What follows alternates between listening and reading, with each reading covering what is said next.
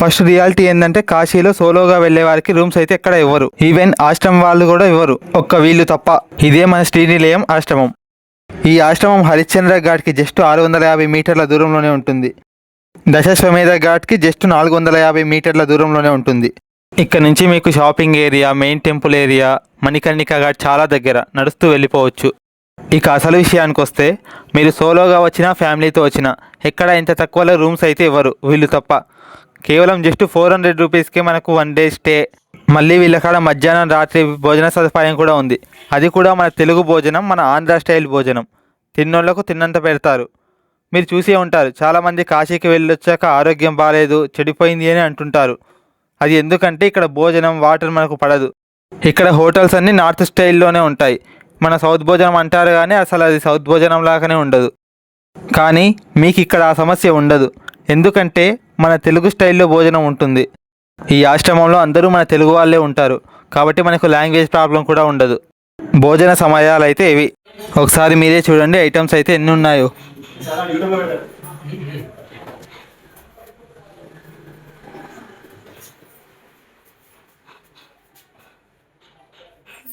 ఇక్కడ తినేదంతా మన తెలుగు వాళ్ళే. ఇక్కడ తినే వాళ్ళని అడిగి తెలుసుకుందాం రుచి ఎలా ఉందో. ఫుడ్ ఎట్లుంది బ్రో? ఫుడ్ చాలా ఉంది బ్రో. నేను హాస్టల్లో తిని నాకు తెలుసు కదా, దానికంటే ఇది 100 టైమ్స్ బెటర్. ఇంకొకటి ఏంటంటే ఐటమ్స్ కూడా చాలా మంచిగా ప్రొవైడ్ చేస్తారు. స్వీటు, ఈ అత్రస్ అంటే చాలా ఇష్టం బ్రో. ఇది చూసి అయితే నేను నిజంగా చాలా షాక్ అయ్యాయి. ఇంత మంచి ఫుడ్ పెట్టారు అనుకోలేదు, నిజంగా చాలా బాగుంది బ్రో. సూపర్గా ఉంది.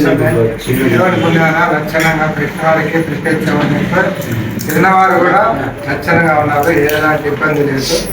పెడుతున్న వారికి కూడా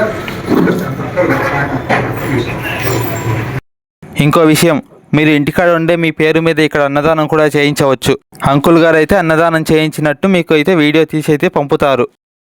వీళ్ళని డైరెక్ట్గా అవసరం లేదు, జస్ట్ ఫోన్ కాల్తో కాంటాక్ట్ అవ్వచ్చు. అంకుల్ గారి నెంబర్ డిస్క్రిప్షన్లో ఇస్తాను, చెక్ చేసుకోండి. మనకైతే పచ్చడి, పప్పులు, చార్లు చాలా ఐటమ్స్ వీళ్ళైతే ప్రొవైడ్ చేస్తారు. అదిగో చూడండి, వీళ్ళంతా మన తెలుగు వాళ్ళే. ఫస్ట్ వేరే హోటల్కి వెళ్ళి అక్కడ ఫుడ్ నచ్చక ఇక్కడికి వచ్చిన వాళ్ళే ఉన్నారు వీళ్ళంతా.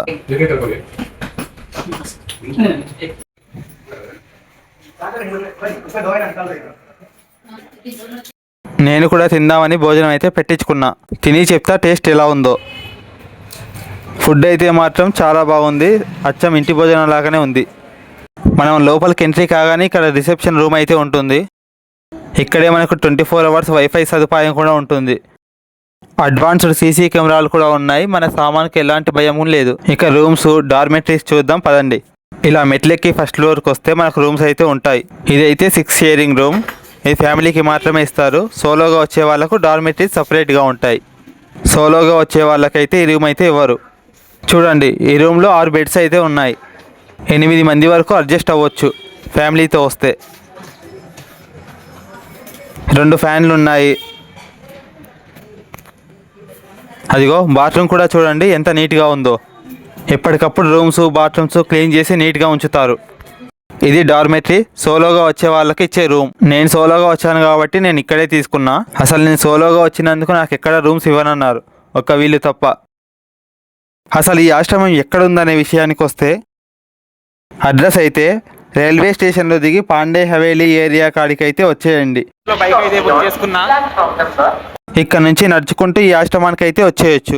వాకబుల్ డిస్టెన్స్ జస్ట్ 1/2 కిలోమీటర్ దూరంలోనే ఉంటుంది.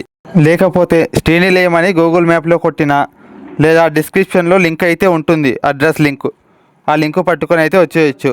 మీకు అది వీలు కాకపోతే అంకుల్ గారికి అయితే కాల్ చేయండి, ఖచ్చితంగా రిసీవ్ చేసుకుంటారు. ఇంకో మెయిన్ విషయం వచ్చేసి వీళ్ళ దగ్గర టూర్ ప్యాకేజీలు అయితే ఉంటాయి. కాశీకి వచ్చిన వాళ్ళు కాశీ ఒక్కటే అయితే చూసిపోరు కదా, అయోధ్య, ప్రయాగ్రాజ్ లాంటివి చూసే వాళ్ళ కోసం కూడా ప్రత్యేకంగా ప్యాకేజీలు అయితే ఉంటాయి. ఈ ప్యాకేజీలలో అయితే మినిమం 4 ఉండాలి, మ్యాక్సిమం 25 మంది వరకు కూడా ఉండవచ్చు.